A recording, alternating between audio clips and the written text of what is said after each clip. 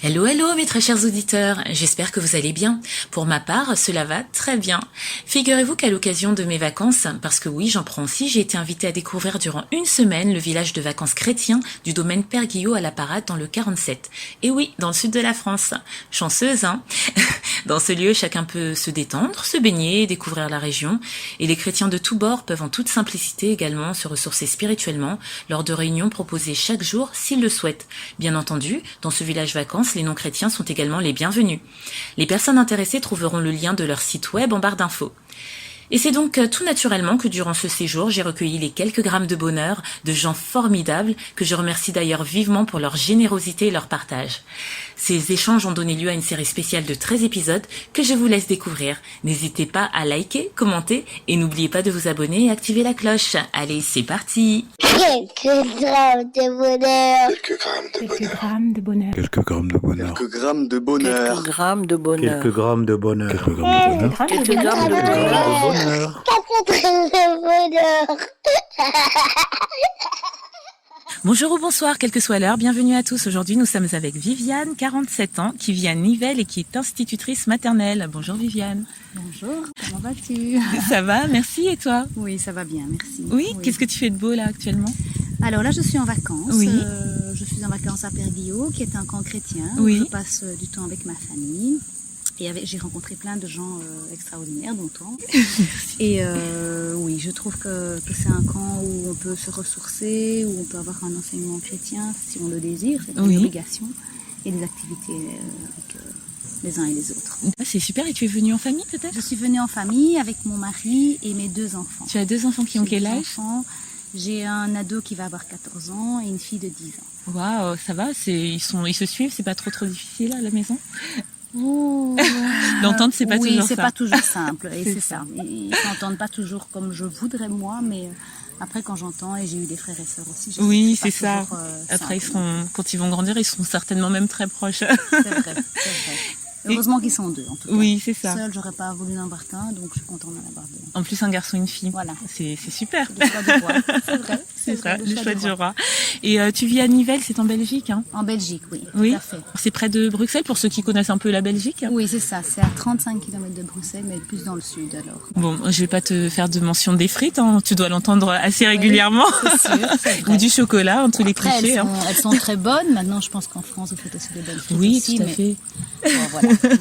Mais elles sont bonnes. On va dire qu'elles sont mauvaises en Belgique. Elles sont Bon, très bonnes. et Voilà. le bonheur que tu veux nous partager n'a aucun rapport avec les frites ni le chocolat. Non. Bien que c'est bon, mais c'est pas mon bonheur personnel. Mon bonheur, en fait, donc moi je me suis convertie, donc j'ai vraiment une relation avec Dieu à 31 ans. Oui. Là, j'ai 47, ça fait 16 ans maintenant. Et en fait, je me rends compte, ben oui, moi j'ai toujours prié pour avoir une famille et des enfants, donc je suis heureuse d'avoir mon mari et mes enfants. Mais mon bonheur, c'est vraiment... Enfin, quand tu m'as posé la question, qu'est-ce que tu voudrais faire, c'est vraiment de passer du temps dans la présence de Dieu. Oui. Je me rends compte qu'au plus je prie, au plus je reste... dans la Bible, on est dit, va dans ta chambre seule et partage avec ton Dieu. Et en fait, le fait d'être seule avec Dieu et de remettre peut-être, oui, les soucis de la vie, parce que la vie n'est pas simple, Oui. les inquiétudes, les peurs, mes enfants. Et au plus je passe du temps avec Dieu, au plus finalement j'ai une paix tellement profonde et j'ai une assurance qu'il est là, que finalement mon bonheur, mais c'est ça.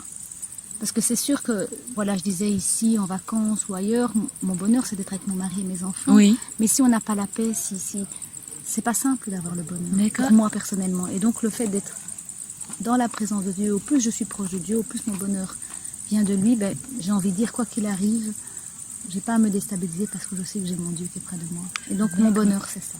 D'accord, c'est un joli bonheur, mais est-ce que tu peux essayer d'expliquer avec des mots simples pour ceux qui ne connaissent, ceux qui n'ont pas de croyance en Dieu ou ceux qui ne connaissent pas trop, qu'est-ce que c'est être dans la présence de Dieu exactement? Alors moi je viens d'une famille catholique, donc j'ai pas toujours été... j'ai toujours cru en Dieu. Oui. Maintenant je me souviens toute petite, je priais, mais bon voilà, j'étais toute petite. Et j'ai vraiment pris conscience de qui était Dieu. Je me suis convertie à 31 ans. Alors être dans la présence de Dieu, une amie qui était chrétienne à l'époque, avant que je me convertisse, me disait, mais Viviane, tout ce que tu me dis à moi, dis-le à Dieu. Oui. Et je me suis dit, mais comment on fait pour prier? Je ne sais pas comment on fait. Et un jour, j'étais toute seule, je me souviens, dans un divan, c'était le soir. Et j'ai dit, Dieu, si tu existes et que tu m'entends, voilà. Et Oui. j'ai commencé à partager ce que j'avais sur le cœur à ce moment-là, à parler comme si je parlais à une amie ou à quelqu'un avec qui je suis proche. Et est-ce que tu te trouvais ridicule à ce moment-là? Parce que comme tu n'étais pas Ben, sûre, est-ce que... Non, je pense pas que je me suis trouvée ridicule. Je pense que c'était plus, est-ce que c'est comme ça qu'il faut faire ou pas? D'accord, Mais une ça m'avait quête. fait du bien déjà.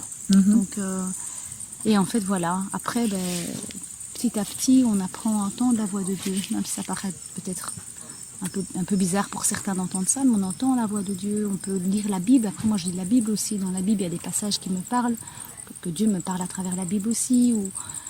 Voilà, c'est vraiment tous ces moments-là qui sont pour moi le plus important, qui D'accord. m'apportent du bonheur. Oui, donc dans cette présence dont tu parles, c'est là que tu trouves ton bonheur, ton épanouissement, Voilà. ta sérénité, parce que je te sens sereine, Ah, c'est ça? merci, c'est chouette, merci beaucoup. C'est ça, c'est le bonheur que tu éprouves. Ça donne envie. Ah merci. Ça donne envie et je te remercie d'avoir partagé ça. Est-ce que c'est quelque chose que tu partages aussi avec ta famille? Est-ce que c'est quelque chose qu'on partage toujours Oui, alors mon mari croit en Dieu, on prie ensemble. Bon, c'est vrai qu'avec la vie de tous les jours, pas assez à mon goût, mais on prie quand même, on essaie de prier ensemble. Lui prie de son côté aussi, il a du temps avec Dieu aussi. Nos enfants, c'est notre désir le plus profond. Après, on ne sait pas les forcer à croire en Dieu, Oui. mais c'est notre manière de vivre et j'espère de tout mon cœur qu'ils feront le même chemin que nous, ou en tout cas qu'ils s'approcheront aussi de Dieu, qu'ils feront ce que Dieu a envie qu'ils fassent. Quoi. D'accord. Voilà. Très bien. Écoute, merci. C'est un très joli bonheur dont tu nous as parlé. On avait l'impression d'être un peu dans une bulle de sérénité. Merci, c'est super. Ouais. Ça me touche beaucoup parce que je suis pas quelqu'un qui, au fond de moi, j'ai toujours été quelqu'un de relativement inquiète de par des choses que j'ai pu vivre dans mon passé. Oui. Et ça me touche que tu me dises ça.